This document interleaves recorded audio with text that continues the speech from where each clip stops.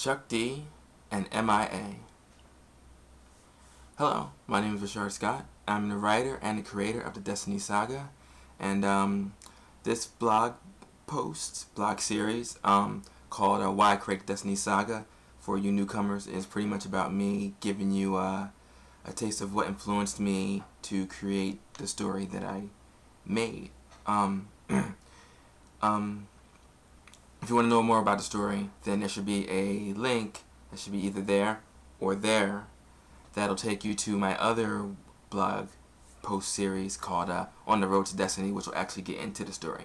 But right now I want to explain or talk about the two people who artistically I respect on an artistic level, and I'm gonna get I specifically said that for a reason, which I'll get into. As far as creativity and a mission statement of what you want to say and how you want to go about it. Before I get to those two, I have this rule about art and artists. It's a simple one. You can never put another human being on a pedestal. Some people confuse respect with putting you on a pedestal as two different things. But as it comes to artists and my experience with artists and me being one myself, we're human beings. So there's not some all magical greatness that transcends an artist above any other person. The only thing I can say is, like, whatever gift that you have that I believe God gave you, or if you don't believe in God, then whatever intrinsic value that you have within yourself brings you out. It's just there. Either some people got that gift or some people don't.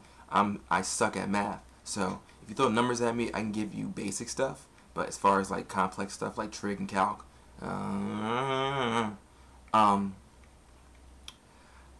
getting back to that, when I get into the two artists that I'm going to talk about, I have no idea who these people are. I have no idea if they really mean what they say. The only thing that I understand is the artistic work that they put out before me, and I take that at the value and keep it moving. Because you really don't know who anybody really is, unfortunately. And even though I know I'm being sincere when I do these things, you really don't know who I am either. And that's a very good thing to understand about people. I mean, you could love people. I mean, don't get paranoid, but at the same time, you kind of have to understand that when they present themselves to you, they may not be who you are. And that's an important theme that's in my books that I get into. So these two artists that I found out, I didn't discover them when I was writing the book. I was aware of one, the first one that I'll get into. But the second one I only got into maybe 3 years ago, and she winds up becoming like my personal favorite artist as far as mission statement and the style of her movement. I'll start with the first one, and then I'll get to the next one, and then I'll get to where it is with me. Chuck D from Public Enemy. Like, just the factor of the ideal of, I love rap, I love rock, I love everything. I mean, classical music, rap, rock, whatever. But when it comes to like music that really gets me, it has to kind of be noisy and aggressive and kind of like there has to be some like dominant, this is what I'm really trying to say to you kind of stuff. And when it comes to that kind of ideal, I remember when I was a kid and I used to listen to like Fight the Power and stuff like that. But when you're a kid, you're really not getting all that stuff in you. You just notice some guy saying some stuff or whatever, and it's like whatever. But I think maybe like 7 years ago, I don't even know how I came across them. I think I just picked up like a greatest hits album, like Power to the People, I guess it was called, and like you give it a shot, and then you listen to it, and then you're finding out about the stuff about being proud to be black. But the confusion with them sometimes is, I know there's a controversy about something with jewelry or something like that, but I'm not really too concerned about that because people say things all the time, and I think that you shouldn't hold a grudge for so long. But whatever they said about something, whatever. But that's not why I'm here, and it's not even about the person I'm talking about. So Chuck D has this thing where he has this belief where it's like you have to move and I love that blur. I can't wait to get a new camera. His philosophy about moving as a unit, as we, and the whole other thing about like your integrity as an artist, not as a person. There's two different things. An artist and a person are two different things. I mean, they're not two different things, but I hope you know where I'm going with that. An artist, pretty much, whatever you're trying to say, you stick to it and try to be as honest as you can within that piece of work.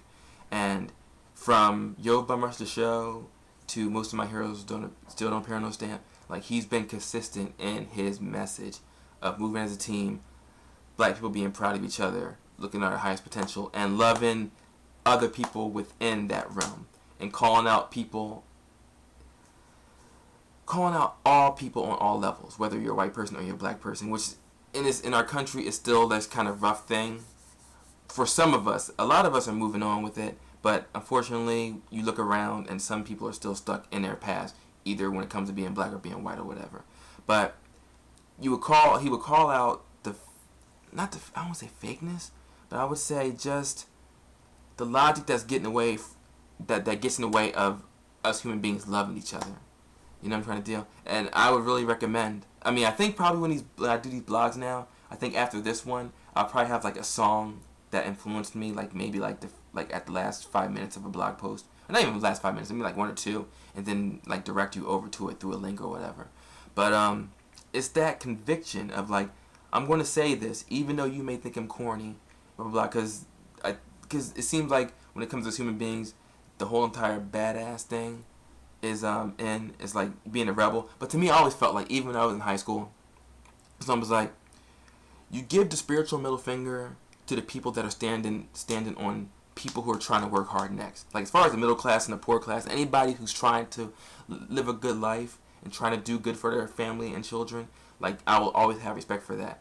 But for this wanton greed and people taking advantage of the working class and the poor class that are just trying to get their day by, like, I have no respect for that. And to me, I think my version of a badass is you giving a finger to those people who try to exploit people.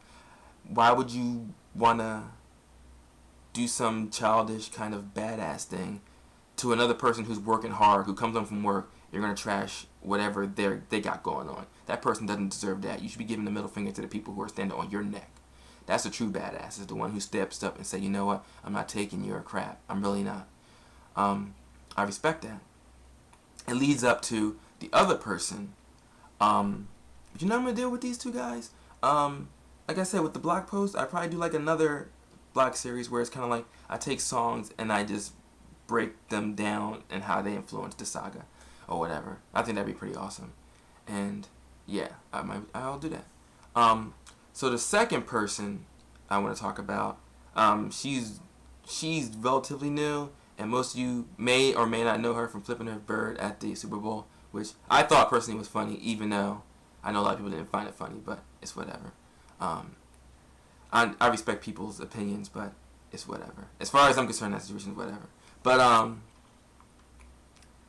the whole entire concept with this lady called M.I.A, and people who know me on Facebook, I post like stuff about her all the time on there, and they're like, who the heck is this chick? I don't know. Why does it keep putting this crazy chick's name on there? But whatever, it's my Facebook, whatever.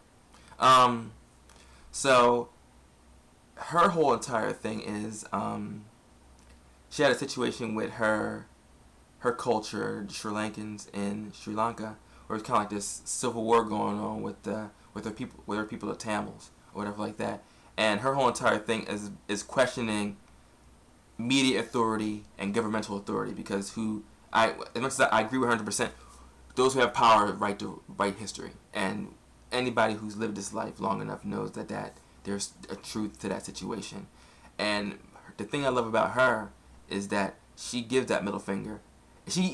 I would go so far to say she's clever, to go, like, if people have this ideal of when you're rebellious or a quote unquote revolutionary. To me, I look at that word, when people think of revolutionary, think of Che Guevara. I think revolutionary is anybody who puts their heart and soul to try to help other people. That's the revolutionary, because that is going to bring balance to our human race. Even corny as that sounds, but I do believe that.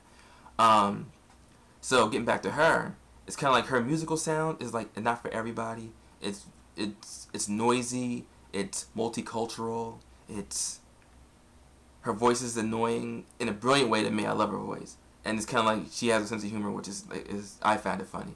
But it's almost like you take all this noise, and she does the opposite of Chuck D, where Chuck D is like specifically pointing out what he's trying to say to you.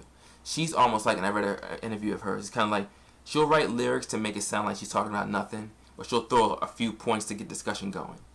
And whereas Chuck D directly tells you what he's thinking on his mind, she kind of indirectly does it, but you still kind of know what she's trying to say, and I respect that free association kind of thing, because her artistic style is kind of like if you understand what I'm saying, Google sonic collage, where you have like a regular collage, you have a bunch of different things at different spots, and it's kind of meshed together. She has a song called Hustle, which sonically she said sounds like a bunch of immigrants coming across the sea, banging on the steel drum, and they're singing into it with an echo. It's a fantastic song. If you get a chance to listen to it, I probably might even click it at the end of this thing, link it to it right at the end of the thing. But I think I'll probably get into both of them a little bit later. I think this is going to be more than just a 5 or 7 minute blog post. But a lot of what the Destiny Saga is going to be about is about that spiritual middle finger, where it's like, you know what? Anything that gets in the way of us as human beings connecting, that can get the finger. Anything where it's like racism, sexism, classism, anything that has nothing to do with the love that we should have for each other, that gets in the way, that should get the finger. That's the stuff we should be rebelling against. And that's kind of what my book is about. That's not the mission statement. The mission statement for that book is totally different. But that is one of the ideals that I present into the book, because a lot of my story is pretty much like plot and character oriented. The themes are there, but they're more abstract unless you want to pull out whatever you want to pull out of it. Kind of like that. And I want to start discussion. I don't want to tell anybody how to think, because a lot of my characters, the way it works is, real quick. The way it works is, some of my main characters are called Lineans. And Lineans are a group of people who are Christians, Jewish, Buddhist, atheist, agnostic. They're a whole bunch of people that have a whole different points of ideals and point of view. But they understand that those point of views are what make us human, but that should not get in the way of us connecting with each other and moving towards the same goal, which is unification. And that's pretty much what those two artists represent, like to point out our flaws and bring us in all together. And this is going on longer than I thought. So like I said before, if you're interested in talking to me about these characters or artists or whatever like that, feel free to hit me up, connect to that posted web address that I have at the end of it to my website, and I would love to get the stuff moving. And as usual, if you like what I'm trying to do, if you like my movement, I would love for people to spread the word and show this blog post anywhere or whatever. Hopefully, at some point, if people start giving me questions, I'll be able to answer them through my blog post. And as I like to always say, peace and be blessed.